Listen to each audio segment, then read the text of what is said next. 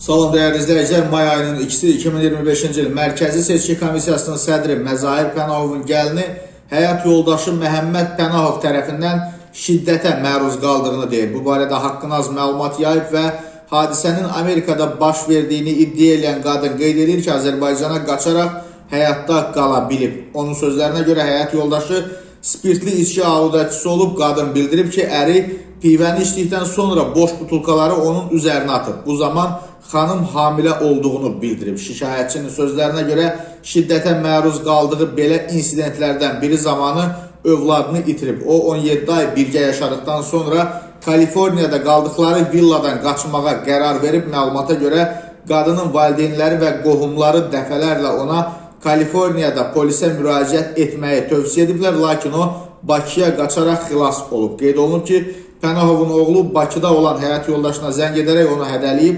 Nəticədə qadın boşanma iddiası ilə Binəqədi rayon məhkəməsinə müraciət edib. Sayt yazır ki, həmin dövrdə işsiz olan Məhəmməd Pənahov Los Ancelesin prestijli bölgəsində 2 milyon dollara bərabər dəbdəbəli bir villa alıb və bildirilib ki, cütlük Amerikada maliyyə çətinliyi çəkməyib və onların Halifax, Northwest kimi Britaniya, eləcə də Amerika və Dubay banklarında hesabları olub. Məlumat üçün bildirilir ki, cütlük 2022-ci ilin iyunun 28-də Bakıda ailə həyatı qurub, daha sonra Los Anceles'a köçüb.